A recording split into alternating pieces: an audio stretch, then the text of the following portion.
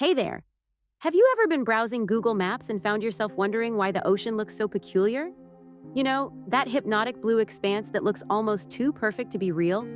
Well, buckle up, because today we're diving into the mystery behind why the ocean appears so fake on Google Maps.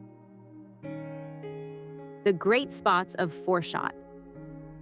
First things first, let's talk about those curious spots of water-looking water amidst what appears to be Papa Smurf's aging, leathery skin. Funny, right? These spots aren't real.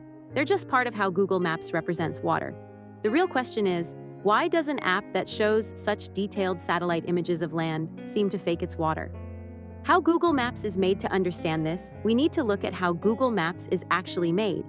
When you're fully zoomed out, Google Maps presents a flat square. But because the Earth is round, this map gets distorted. Areas near the equator are the least distorted, while places like Greenland look enormous compared to their actual size. When you zoom in on Google Maps, it doesn't act like a magnifying glass. Instead, it's more like a portal to better pictures. Google Maps is a collection of tiles, little images pieced together to make a big one. As you zoom in, you transition from one image to a closer one. Google Maps has about 21 zoom levels. At level 0, you're looking at one tile of 256 pixels by 256 pixels. Every time you zoom in, a tile represents a quarter of the area of the previous tile. The challenge of representing water. Now, here's where it gets tricky. Each individual image snapped of Earth and uploaded to Google's map-making machine has to be stitched to a bunch of other ones to make it look like one continuous whole. But water is hard to photograph and even harder to stitch together. Unlike land, which has distinct features like buildings and roads that make it easy to pin down locations, the ocean has very few distinguishable features. Waves, sunlight reflections, and even fish shadows move, making it impossible to match one image with another perfectly. Tiling and seam lines. Google uses a method called tiling, where the world is pieced together in a mosaic of images. When stitching these images, algorithms like SIFT or Aeroix help match high-contrast pixels to pin the image on the map. But this works well for land, not so much for water. When you look at an image of the ocean, what could possibly pin this location down? A wave or a glint of sunlight? Not likely. For water, seam lines, the method of cutting images into shapes based on stark lines, don't work well. The ocean's surface changes constantly, so images taken at different times look different, making it hard to stitch them seamlessly.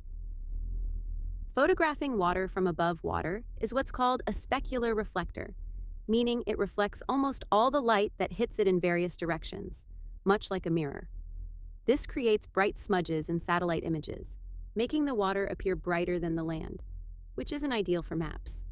Additionally, commercial satellites rarely take pictures of the open ocean because there's little demand for them. They're expensive to capture and transmit. Even though we requested a specific image of the Atlantic for this exploration, it's not something commercial satellites usually do. Why Google Maps fakes the ocean? So, what does Google do instead? They create a visually appealing, but not entirely accurate representation of the ocean. They use data from sources like the General Bathymetric Chart of the Oceans, GEBCO, to estimate the topography of the ocean floor. This gives the ocean texture in the app, even if it's mostly guesses and vibes based on the surface's bumps and valleys. Appreciating the effort. Let's take a moment to appreciate the effort that goes into creating the blue expanse we see on Google Maps. It's a blend of technology, guesswork, and artistry. The next time you're admiring the ocean on Google Maps, remember the incredible work behind it and enjoy the smooth jazz in honor of the unsung heroes who make it possible. Learning with Brilliant.org. Speaking of unsung heroes, let's give a shout out to Brilliant.org, the sponsor of this exploration. Brilliant.org is an online learning platform with thousands of lessons in math and science. Their interactive lessons make even the most complex concepts easy to understand. For example, ever wondered how algorithms work? Thanks to Brilliant.org, you can learn about sorting algorithms, recommendation engines, and even how Spotify's recommendation engine turns a song into a hit, all in just 15 minutes at a time. Whether you're a student or a lifelong learner, Brilliant.org offers a fun and engaging way to expand your knowledge. And the best part? You can try Brilliant.org for free for 30 days by visiting their website or clicking the link in the description. You'll also get 20% off an annual premium subscription. So, what are you waiting for? Dive in and start learning today. Conclusion. There you have it.